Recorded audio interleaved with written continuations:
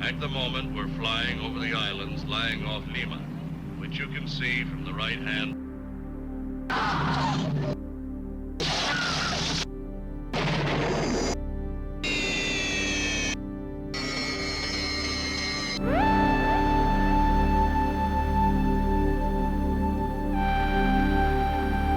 Sore menjelang malam Natal tahun 1971, di langit Peru bagian timur, awan hujan sudah menumpuk sejak siang.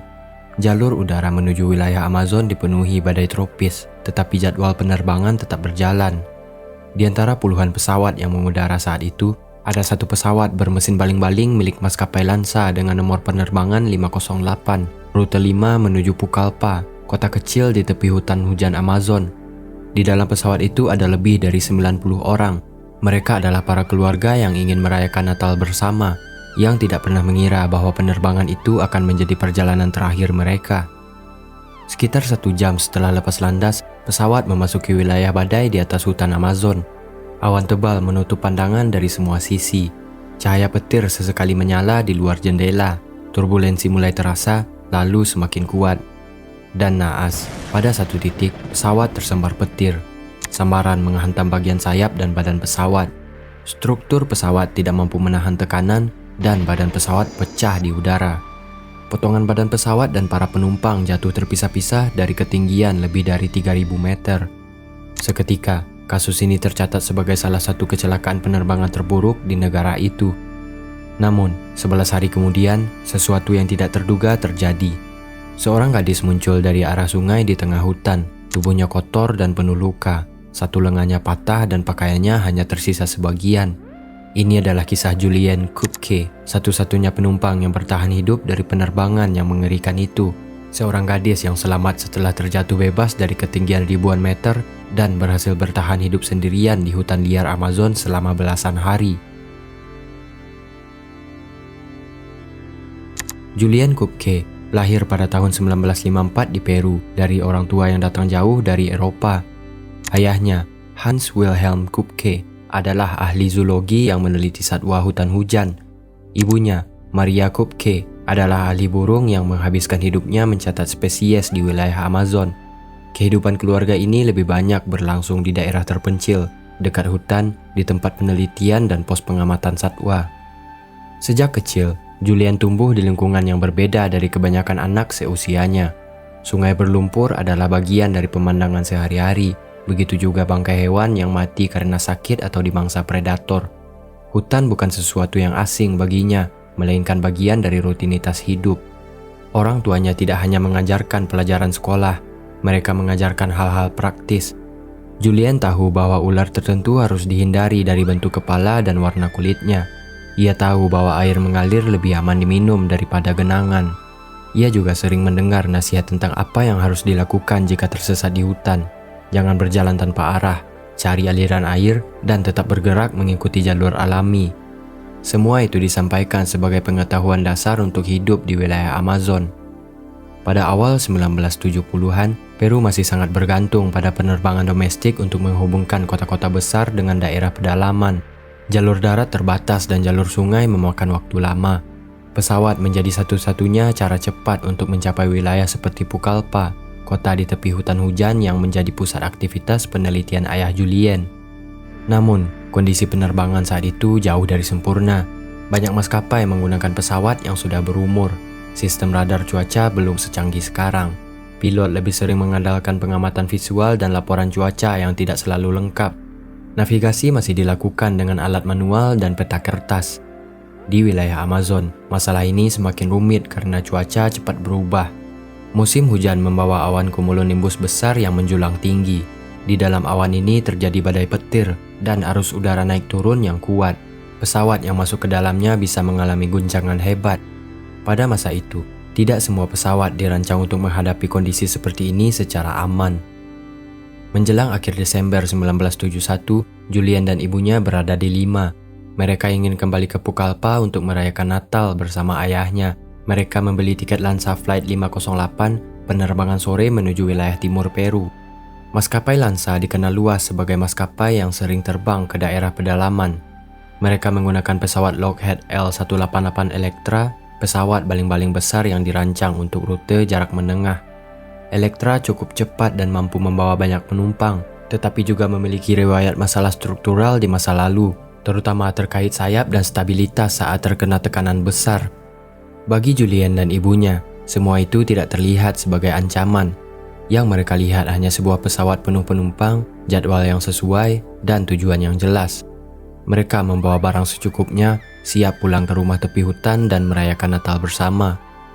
Sore tanggal 24 Desember 1971, Bandara Internasional Jorge Chávez di Lima terlihat lebih ramai dari biasanya. Banyak orang ingin tiba di kota tujuan sebelum malam Natal. Di ruang tunggu, para penumpang Lanza Flight 508 berdiri mengantri untuk naik ke pesawat yang akan membawa mereka ke Pucallpa. Di luar jendela, hujan sudah turun sejak siang. Laporan cuaca menunjukkan badai tropis di wilayah timur Peru, tepat di jalur penerbangan menuju Amazon. Awan hujan tebal bergerak cepat dari pegunungan Andes ke dataran rendah. Meski begitu, penerbangan tidak dibatalkan. Keputusan semacam ini sering diambil karena tekanan jadwal dan terbatasnya pilihan rute alternatif. Julian duduk di dalam kabin bersama ibunya, Maria. Kursi mereka berada di bagian tengah. Pesawat lepas landas dari Lima dan naik perlahan menuju ketinggian jelajah.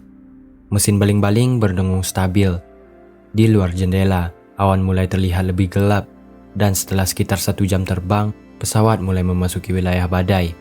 Guncangan kecil muncul, lalu menjadi lebih sering. Beberapa penumpang mulai memegang sandaran kursi.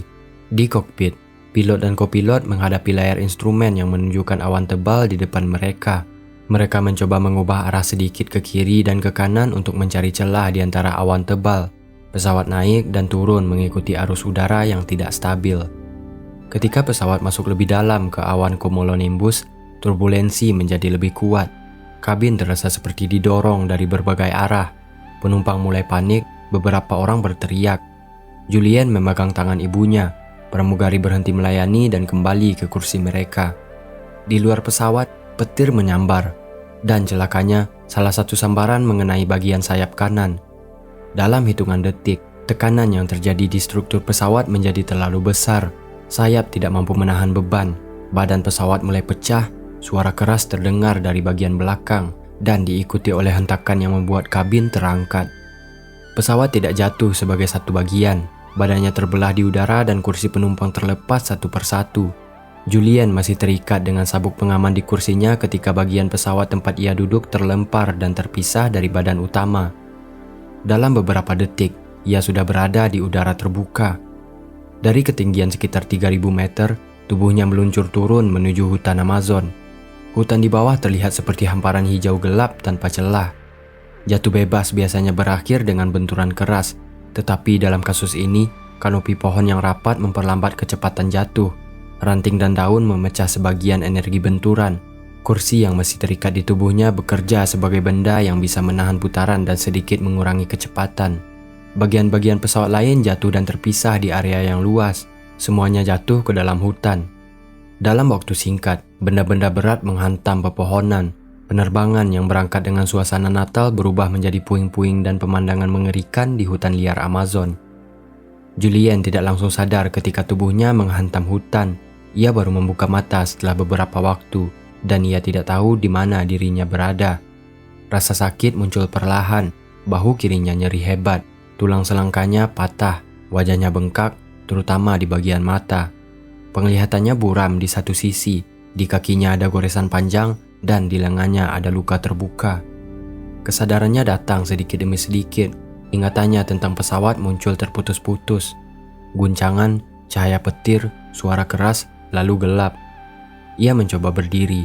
Dunia di sekelilingnya hanya hutan rapat, batang pohon tinggi, dan semak berduri. Setelah melangkah beberapa saat, ia melihat sesuatu di tanah yang membuatnya berhenti.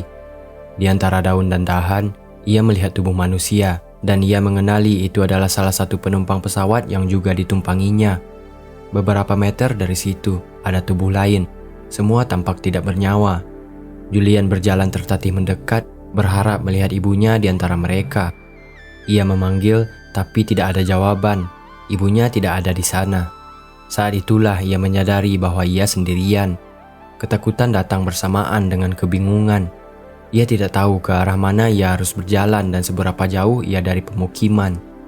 Di tengah kebingungan itu, ia mengingat pelajaran yang sering diulangi ayahnya. Jika tersesat di hutan, jangan berjalan tanpa arah. Cari aliran air, sungai kecil biasanya mengarah ke sungai yang lebih besar. Sungai besar berarti jalur perahu atau tempat manusia lewat. Ia juga ingat nasihat tentang makanan. Jangan makan buah yang tidak dikenal. Banyak tanaman yang beracun di hutan Amazon. Di kejauhan, ia mendengar bunyi samar seperti air kecil. Ia berjalan ke arah suara itu sambil menahan rasa sakit di bahunya. Keputusan itu menjadi titik perubahan. Ia tidak menunggu pesawat penyelamat. Ia memilih bergerak mengikuti air seperti yang diajarkan sejak kecil. Bukan karena ia yakin akan selamat, tetapi karena itu satu-satunya cara yang masuk akal baginya. Julian berjalan mengikuti aliran air kecil yang ia temukan di dekat lokasi puing. Ia tidak membawa makanan apapun. Satu-satunya yang bisa ia lakukan adalah minum dari sungai dan terus bergerak mengikuti arah arus. Memasuki hari kedua, luka di tubuhnya mulai berubah. Kulit di sekitar luka membengkak dan terasa panas. Di beberapa bagian, belatung muncul di dalam jaringan yang terbuka. Ia tetap berjalan karena tahu berhenti terlalu lama hanya akan memperburuk kondisinya. Setelah beberapa lama berjalan, ia menemukan bagian kecil puing pesawat, potongan logam dan kaleng berisi bahan bakar. Dari ingatan pelajaran dasar tentang serangga, ia tahu cairan seperti bensin bisa membunuh belatung dan mulai menuangkan sedikit bahan bakar itu ke lukanya. Ia menjerit karena rasa perih yang kuat. Setelah itu, ia membiarkan luka terbuka sambil berjalan mengikuti sungai. Sepanjang hari-hari berikutnya, ancaman datang dari lingkungan sekitar. Serangga terus menempel di kulitnya, terutama saat ia berhenti bergerak. Beberapa kali ia melihat ikan kecil bergerak cepat di air. Ia mengingat bahwa piranha hidup di sungai tertentu, sehingga ia tidak masuk ke air lebih dalam dari betisnya. Di tepi sungai, ia melihat ular melintas di antara semak. Ia memilih menjaga jarak dan tidak mengganggu jalurnya. Kondisi mentalnya berubah seiring waktu. Pada malam hari, ia sering terbangun karena suara hewan. Pada siang hari, ia berjalan sambil berbicara sendiri, mengulang kalimat yang sama agar tetap sadar. Ia memikirkan ibunya yang duduk di sebelahnya sebelum pesawat pecah. Ia tidak menemukan tubuh ibunya di lokasi jatuh dan pikiran itu muncul berulang kali. Sungai kecil yang ia ikuti perlahan melebar, arusnya menjadi lebih kuat. Di beberapa titik, tanah di tepinya terlihat terinjak, seperti pernah dilalui manusia. Ia juga melihat batang kayu yang dipotong rapi. Bagi Julian, itu tanda bahwa jalur ini pernah digunakan orang lokal atau penebang kayu. Pada hari-hari berikutnya, ia terus mengikuti aliran yang semakin besar. Ia tidur di tanah dengan tubuh yang disandarkan ke batang pohon. Makanannya hanya air sungai, tubuhnya semakin kurus, pakaiannya semakin rusak. Namun, jalur air memberinya arah yang konsisten. Pada hari ke-9 atau ke-10, ia menemukan sebuah pondok kayu kecil di tepi sungai. Di dalamnya ada mesin perahu, kaleng, dan sisa peralatan. Ia masuk ke dalam dan duduk di lantai kayu. Untuk pertama kalinya sejak jatuh, ia berada di tempat yang jelas pernah dihuni oleh manusia. Julian memutuskan bertahan di tempat itu karena yakin sungai ini pernah digunakan orang.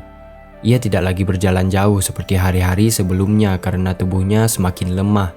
Demam datang dan pergi, luka di bahu dan kakinya semakin menganga. Pagi itu pada hari ke-11 setelah jatuh, suara mesin perahu terdengar dari arah hulu.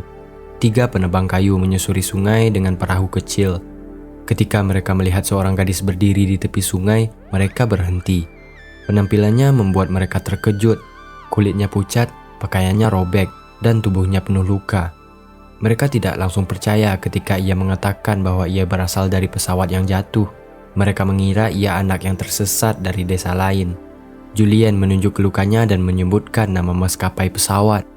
Para penebang kayu kemudian memutuskan membawanya naik perahu. Perjalanan menyusuri sungai memakan waktu berjam-jam. Selama perjalanan, ia hanya duduk diam. Tenaganya hampir habis.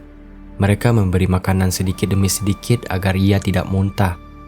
Sesampainya di desa terdekat, ia dibawa ke pos kesehatan, lalu dirujuk ke rumah sakit di Pucallpa. Dokter menemukan banyak infeksi di tubuhnya. Belatung sudah merusak jaringan luka, tulang selangkanya patah, dan ia menjalani pembersihan luka dan perawatan antibiotik. Dalam beberapa hari, Kabarnya menyebar ke kota besar. Media mulai datang, seorang gadis yang selamat dari jatuhnya pesawat menjadi berita utama. Sementara itu, tim pencari melanjutkan penyisiran lokasi jatuhnya pesawat. Beberapa minggu kemudian, jasad ibunya, Maria Kupke, ditemukan di hutan tidak jauh dari jalur puing pesawat. Kondisinya sudah tidak memungkinkan untuk dikenali secara visual. Identifikasi dilakukan melalui pakaian dan barang pribadi. Jenazahnya kemudian dievakuasi keluar dari hutan. Berbeda dengan pemakaman korban lain yang dilakukan di Peru, Maria Kupke akhirnya dipulangkan ke Jerman. Di sana, keluarga memakamkannya secara resmi. Julian mengetahui kabar kematian ibunya setelah kondisinya stabil. Informasi itu menjadi pukulan berat karena selama di hutan, ia terus berjalan dengan keyakinan bahwa ibunya mungkin masih hidup di suatu tempat. Kasus ini menjadi perhatian internasional karena menunjukkan bahwa seseorang bisa bertahan hidup di hutan Amazon hanya dengan pengetahuan dasar. Dunia penerbangan juga bereaksi. Maskapai Lanza kehilangan kepercayaan publik dan akhirnya bangkrut.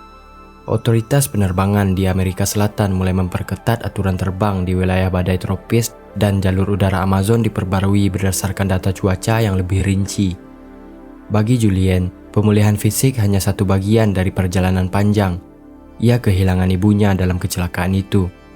Setelah keluar dari rumah sakit, ia kembali bertemu dengan ayahnya. Kehidupannya tidak kembali seperti sebelumnya. Ia melanjutkan sekolah, lalu memilih menekuni biologi seperti kedua orang tuanya. Ia belajar tentang ekosistem, serangga, dan hewan yang dulu ia temui saat bertahan hidup. Bertahun-tahun kemudian, Julian kembali ke lokasi jatuhnya pesawat. Kali ini, ia datang sebagai peneliti, bukan sebagai korban. Ia berjalan di jalur sungai yang dulu ia ikuti. Ia melihat kembali sisa-sisa puing yang masih tertinggal di hutan. Kisahnya berubah dari pengalaman satu orang menjadi peristiwa yang mempengaruhi dunia penerbangan dan ilmu pengetahuan. Dari kecelakaan itu, lahir perubahan dalam regulasi penerbangan, perhatian baru pada keselamatan udara di wilayah tropis, dan satu kisah bertahan hidup yang terdokumentasi secara nyata dalam sejarah. Cerita Julian Kupke berhenti menjadi berita kecelakaan dan berubah menjadi catatan tentang bagaimana manusia, alam, dan teknologi bisa saling berhadapan dalam satu peristiwa.